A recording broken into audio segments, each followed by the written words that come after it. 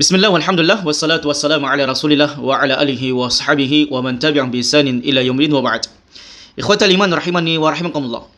Salah satu ilmu yang ditahdzir oleh para ulama. Apa yang dimaksud dengan tahdzir? Tahdzir ini berasal dari kata hadzara yuhadziru tahdziran, yaitu peringatan keras agar umat ini tidak mendekati dan mempelajari ilmu sufi atau tasawuf.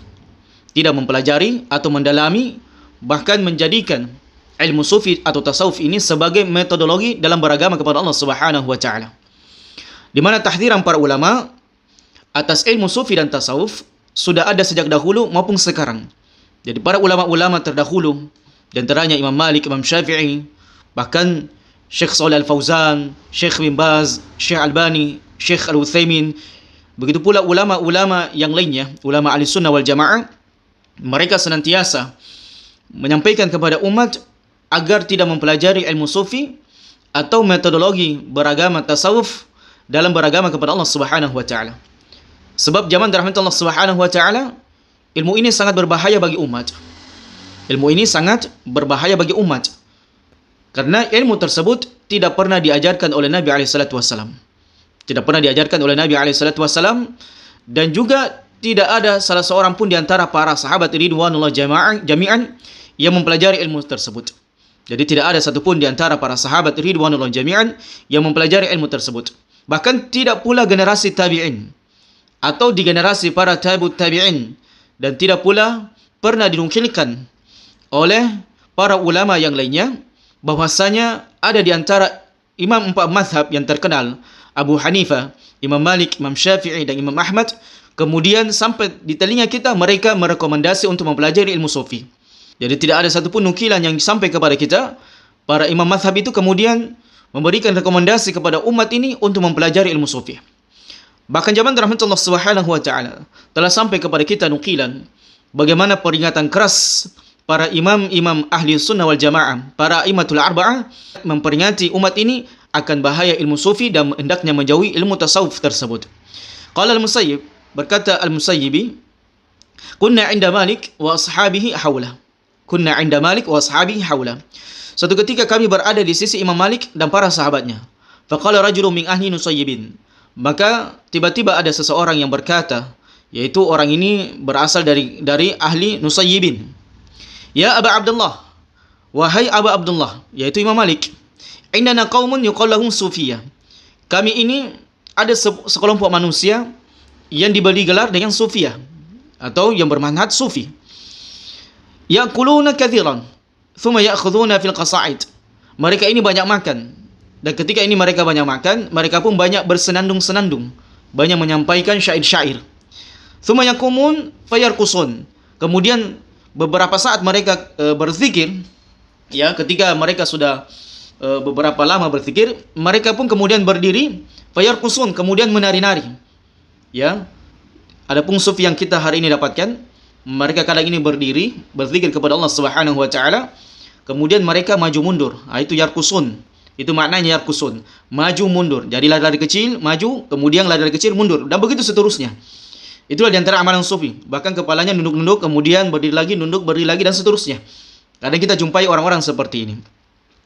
Faqala Malik, maka Imam Malik kemudian berkata kepada ahli Nusayyibin ini, Asbyanuhum, apakah mereka ini anak-anak kecil yang melakukan hal demikian? Qala la, maka orang ini berkata bukan, mereka bukan anak kecil. Qala ama janin, maka Imam Malik kembali menegaskan, apakah ini orang gila? Mereka ini orang gila yang berbuat demikian? Qala la qaum masyayikh. Tidak, wahai Imam Malik, wahai Imam, mereka ini adalah orang-orang tua, orang-orang masyayikh. Qala Malik, maka Imam Malik kemudian berkata kepada orang tersebut, ma sami'tu anna ahada min ahli Islam yaf'alu hadha. Maka Imam Malik kemudian menegaskan kepada orang itu, masami'tu anna ahadan, saya tidak pernah mendengar salah seorang di antara ahli Islam, yaitu para sahabat ridwanullah jami'an. Sebelum Imam Malik itu para tabi'in, para tabi'ut tabi'in, para tabi'in dan para sahabat. Yaf'alu hadha, mereka melakukan hal seperti ini ketika berzikir kepada Allah Subhanahu wa taala. Bahkan Marwan ibnu Muhammad ad-Damashqi, jadi Marwan ibnu Muhammad ad-Damashqi ini merupakan salah satu di antara sahabat Imam Malik rahimahullah. Beliau kemudian mengatakan, Thalathatun la yu'tamanuna fi din. Ada 3 jenis manusia yang tidak bisa dipercaya dalam agama ini. Subhanallah. Ini adalah merupakan tahdziran keras, peringatan keras bagi umat ini untuk tidak mempelajari sufi, tidak mengambil ilmu dari orang sufi, apatah lagi berteman dengan orang sufi. Beliau kemudian mengatakan, "Thalathatun la yu'tamanuna fi dinin." Ada 3 jenis manusia yang tidak bisa dipercaya dalam agama ini. Yang pertama adalah sufi, orang yang beragama secara sufi atau tasawuf. Kemudian yang kedua adalah qasas. Qasas ini adalah tukang cerita, tukang dongeng, tukang bual, yang selalu menceritakan sesuatu yang tidak ada data dan faktanya. Itu adalah orang-orang qasas. Kemudian yang ketiga adalah mubtadi' yaruddu ala ahlil ahwa, para pelaku bid'ah yang senantiasa membantah para ahlul ahwa.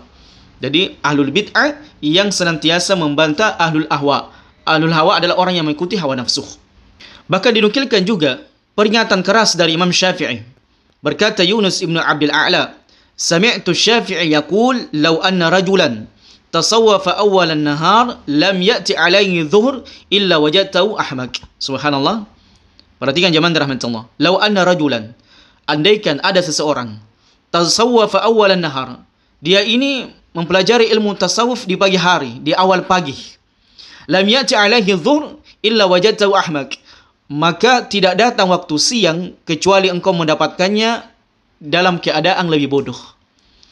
Jemaah rahmatullah, ini peringatan keras Imam Syafi'i dan dinukilkan di dalam kitab Manaqib Asy-Syafi'i jilid 2 halaman 207.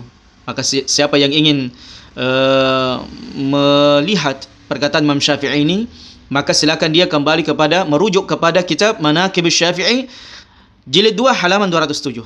Sekali lagi saya bacakan, "Lau anna rajulan", andaikan seseorang itu tasawwafa awwalan nahar, dia mempelajari ilmu sufi di awal pagi, lam ya'ti alaihi dhuhr illa wajadtahu ahmak, maka tidak datang padanya waktu zuhur kecuali engkau mendapatkan dia lebih bodoh lagi.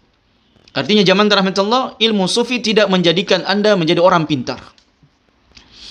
Bahkan jemaah rahmatullah subhanahu wa ta'ala, ilmu sufi semakin membuat Anda bodoh. Bukan saya mengatakan, tapi Imam Syafi'i rahimallahu anhu rahmatan wasi'ah wa ghafarallahu limanni wa karami. Beliau menegaskan bahwasanya tidak satupun orang yang mempelajari ilmu sufi melainkan tidak bertambah ilmunya, justru semakin bodoh. Dan coba lihat orang-orang sufi itu, memang naudzubillahi min dzalik, mereka berzikir sambil menari-nari. Bahkan dalam zikirnya dia mengatakan hu, yang tadinya Allah, yang tadinya mungkin masih sempurna, la ilaha illallah, sampai kemudian Allah, sampai kemudian yang terakhir tinggal hu, dan seterusnya.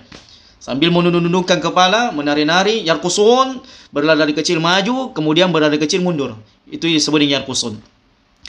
Dan kemudian juga diriwayatkan Al-Baihaqi dalam Manaqib Asy-Syafi'i, dalam masih kitab yang sama, dikatakan Imam Syafi'i berkata, "Ma lazima ahadu sufiyya 40 yawman fa'ada akluhu ilaihi abada." Coba perhatikan jemaah rahmatullah. Ma lazima ahadu sufiyya, tidak seorang pun di antara manusia itu, tidak ada satupun di antara manusia, lazima ahada sufiyya, mereka ini berjalan bersama dengan orang-orang sufi, 40 yawman, selama 40 hari, fa'ada akluhu ilaihi abada, sehingga akal sehatnya itu tidak pernah kembali lagi. Ini jemaah rahmatullah subhanahu wa ta'ala, sangat keras sekali perkataan Imam Syafi'i memperingatkan umat untuk tidak mempelajari ilmu sufi atau mempelajari tasawuf. Karena kadang membuat orang pusing, bingung. Dan coba perhatikan jemaah rahmatullah, banyak di antara saudara kita yang mungkin mantan orang-orang yang pernah mempelajari ilmu sufi atau tasawuf, mereka mungkin hampir gila. Ya, mungkin hampir tidak sampai kembali akal sehatnya. Dia semakin bodoh. Dia semakin ragu dengan agama yang dia jalani. Inilah mengapa kemudian para ulama kita, apakah ulama al-mutaqaddimin atau mutaakhirin, mereka semuanya sangat memperingatkan keras umat ini untuk tidak mempelajari ilmu sufi, karena tidak membuat pintar. Ilmu sufi itu tidak membuat pintar jemaah rahmatullah, tapi semakin membuat orang bodoh. Ini fakta, data. Maka coba perhatikan orang-orang yang mempelajari ilmu tasawuf, ilmu-ilmu kebatinan, ilmu-ilmu tarekat. Ya kadang mereka mengatakan tidak usah sholat, sudah sempurna. Saya ini sudah sempurna, tidak butuh lagi sholat. Saya kalau istilahnya mau sholat Jumat itu saya di Masjidil Haram. Saya bisa sholat di Masjidil Haram atau Masjid Nabawi. Na'udzubillahi min dzalik. Sampai kemudian mereka ke tahapan kehilangan akal sehatnya. Dan juga dikatakan, masih dinukilkan dari Imam Syafi'i, Beliau Imam Syafi'i kemudian mengatakan, sahibtu sufiyah, saya pernah berjalan dengan orang-orang sufi. Faman tafa'tu minhum illa bi kalimataini, dan saya tidak mendapatkan sedikit pun ilmu dari mereka, faedah dari mereka, kecuali dua kata saja, dua kalimat saja. Sami'tuhum yaqulun, aku mendengar mereka berkata, al-waqtu saif, waktu itu seperti pedang, tajamnya waktu mengiris, menebas waktu manusia itu seperti pedang.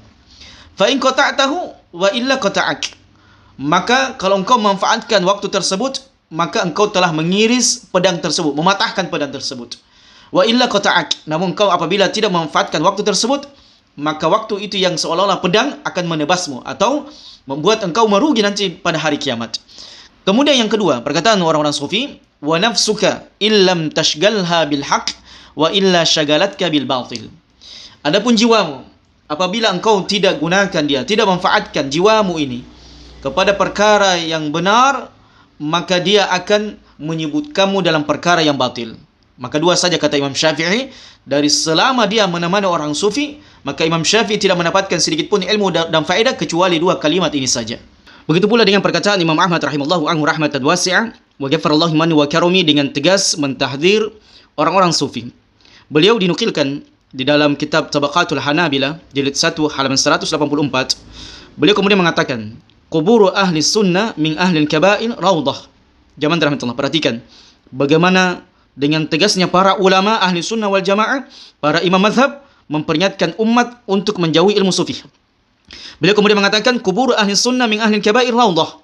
Sesungguhnya kuburannya ahli sunnah yang mereka melakukan dosa-dosa besar adalah raudah, merupakan taman-taman syurga insyaallah. Wa kubur ahli bid'ah minaz zuhad hafratun. Adapun kuburannya ahlul bid'ah yang dari orang-orang sufi adalah merupakan hafrah, lubang dari lubang-lubang neraka Allah Subhanahu wa taala. Lubang dari lubang-lubang neraka Allah Subhanahu wa taala. Fusaku ahli sunnah awliya Allah. Adapun orang-orang rusaknya ahli sunnah, mereka mungkin banyak melakukan maksiat dan dosa, maka mereka adalah awliya Allah, wali-wali Allah Subhanahu wa taala. Coba perhatikan jamaah rahmatullah, bagaimana tegasnya Imam Ahmad rahimahullah dalam menyebutkan keadaan orang-orang sufi. Fusaku ahli sunnah awliya Allah. Adapun orang-orang rusaknya, mungkin orang fajirnya ahli sunnah, ya walaupun dia mungkin fajir, tapi dia masih ahli sunnah, maka dia adalah wali Allah Subhanahu wa taala. Wa amma ahlul bid'ah, maka adapun ahlul bid'ah, di antaranya adalah ahli sufi atau ahli tasawuf, maka mereka adalah a'da'ullah. Mereka ini pada hakikatnya musuh-musuh Allah Subhanahu wa taala. Walaupun mungkin nampaknya mereka ini adalah orang-orang yang berbuat kebaikan. Maka demikianlah zaman rahmatullah Subhanahu wa taala, sedikit nukilan dari imam-imam kita, para ulama kita berkaitan dengan ilmu sufi atau ilmu tasawuf. Maka hendaknya seorang hamba itu jangan pernah mengambil manhaj metodologi dalam beragama yang menyimpang dari petunjuk Nabi SAW, yang menyelisihi sunnah dari sunnah Nabi SAW dan sunnah para sahabat ridwanullahi jami'an. Semoga kita bisa mengambil ilmu dari orang-orang yang benar di atas akidah dan manhaj yang benar, akidah yang diwariskan oleh Nabi SAW dan yang diamalkan oleh para sahabat ridwanullahi jami'an. Barakallahu fikum.